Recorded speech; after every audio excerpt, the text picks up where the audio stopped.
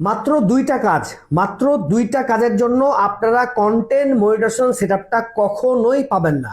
আর এই দুটা কাজ আপনারা ভুলবশত করছেন অথবা জেনে শুনে করতেছেন। আমি বারবার করে আপনাদেরকে বারবার করে বলে দিই যে ভাই এই দুটা কাজ কখনোই করবেন না। কি দুটা কাজ আমি সম্পূর্ণ আজকে এই ভিডিওর মাধ্যমে বোঝানোর চেষ্টা করব। ভাই ফেসবুকের একটা নিয়ম আছে, ফেসবুকের নিয়ম অনুযায়ী যদি আপনি না চলেন, আপনি কন্টেন্ট মনিটাইজেশন কেন ফেসবুক থেকে কখনোই ইনকামই করতে পারবেন না। আপনি যে কোনো জিনিস দিয়ে যেন ইনকাম আপনি করতেই পারবেন না, আপনার পেজটা প্রথমে কিন্তু নষ্ট হয়ে যাবে।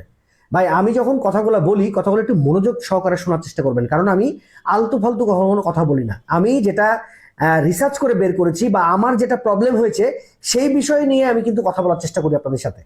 যে দুটা কাজ আপনারা প্রথমে ভুল কাজ করতেছেন, প্রথমে দেখায় আপনাদেরকে যেই ভুল কাজটা করতেছেন সেটা হচ্ছে আপনারা ফার্স্টেই ফেসবুকে আসার পরে আপনারা যখন ফলোয়ারটা পান না, ঠিক আছে, একটু মনোযোগ সহকারে শুনবেন। আপনারা যখন ফলোয়ারটা পান না, ফলোয়ারটা বাড়ে না, ভিডিও দেওয়ার পরে ফলোয়ার বাড়ছে না, একটা দুইটা ফলোয়ার বাড়ছে, এক মাসে 10টা ফলোয়ার আপনার হয়ে গেছে। এখন আপনি মনে করতেছেন ফলোয়ার আমি বাড়াবো কিভাবে, কারণ ফলোয়ার বাড়ালে তো আমার ভিডিওতে ভিউ আসবে। আমি এখন কাজ করি কি, ফেসবুকে অনেক ধরনের ফলোয়ার কেনা বেচা হয়। আপনারা কি কাজ করছেন, প্রথমে আপনি ফলোয়ার কিনে সবচেয়ে বড় ভুল কাজ করতেছেন। দেখেন যদি আপনারা ফলোয়ার কিনেন তাহলে আপনাদের কি হবে, দেখেন এইখানে 7,400 ফলোয়ার আছে এবং 3,700 লাইক আছে। আপনারা যখন ফলোয়ার কিনবেন একটা জিনিস চিন্তা করবেন, তখন কিন্তু এই 7,400 ফলোয়ার আছে না, এই 7,400 লাইক কিন্তু আপনার হয়ে যাবে।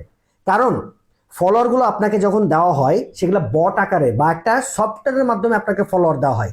লাইক যত হবে ফলোয়ারও তত বাড়বে।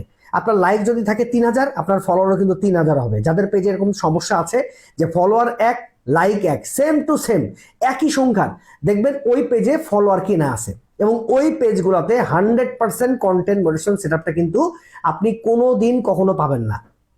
দুই নাম্বার ভুল যেটা করছেন, সবচেয়ে বড় ইম্পর্টেন্ট এবং সবচেয়ে বড় গুরুত্বপূর্ণ যে জিনিসটা আপনারা ভুল কাজ করতেছেন সেটা হচ্ছে প্রথমে পেজ খোলার পরে আপনি মিউজিক ব্যবহার করছেন। ফেসবুক কিন্তু কখনোই বলে দেননি যে ফেসবুকের কন্টেন্ট মনিটাইজেশন পেতে গেলে আপনাকে মিউজিক ব্যবহার করতে হবে। মিউজিক ব্যবহার করবেন কখন, যখন আপনি কন্টেন্ট মনিটাইজেশনটা পেয়ে যাবেন। কন্টেন্ট মনিটাইজেশন সেটআপ যখন পেয়ে যাবেন তখন আপনাকে ফেসবুক কন্টেন্ট মনিটাইজেশনের আন্ডারে যে মিউজিকগুলো আছে, নন কপিরাইট মিউজিক, সেগুলো কিন্তু আপনাকে ইউজ করার একটা সুযোগ দিবে। বাট কন্টেন্ট মনিটাইজেশন পাওয়ার আগে আপনি কোনো ধরনের মিউজিক ব্যবহার করলে আপনার পেজে ইস্যু চলে আসবে, আপনার পেজে সমস্যা চলে আসবে। কন্টেন্ট মনিটাইজেশন সেটআপ কখনোই ফেসবুক আপনাকে দিবে না। এই দুটা কাজ যারা করতেছেন তারা সবচেয়ে বড় ভুল কাজ করতেছেন। আজকে জেনে নিন ভাই, নিজের অথেন্টিক ভিডিও দিবেন এবং ফলোয়ার যার নাই বাড়ুক না কেন, ফলোয়ার কখনো কারো কাছ থেকে কেনার চেষ্টাও কিন্তু করবেন না। কিনতে গেলেই কিন্তু আপনি কন্টেন্ট মনিটাইজেশন কখনোই এই পেজে কিন্তু পাবেন না। এবং কন্টেন্ট মনিটাইজেশন যদি পেয়েও যান ভাই, আপনার কন্টেন্ট মনিটাইজেশন বেশি দিন কিন্তু টিকবে না। 100% ইস্যু চলে আসবে, 110% আমি বলে রাখলাম। যদি কন্টেন্ট মনিটাইজেশন পাওয়ার আগে আপনি প্রতিটা ভিডিওতে মিউজিক ব্যবহার করে থাকেন।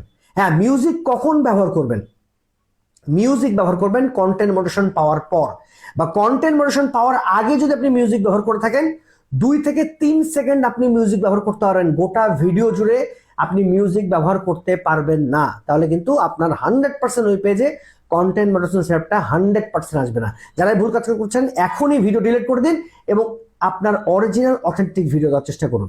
আমি সবসময় আপনাদেরকে একবারে লিগ্যাল অথেন্টিক কথা বলার চেষ্টা করি, যেটা আপনাদের উপকার হয়, আপনাদের মানে কন্টেন্ট মনিটাইজেশন পেতে সহজ হয়। ঠিক আছে, যদি ভিডিওটা ভালো লাগে পেজটা কিন্তু ফলো করতে পারবেন না। নেক্সট কিন্তু চমৎকার ভিডিও আসছে।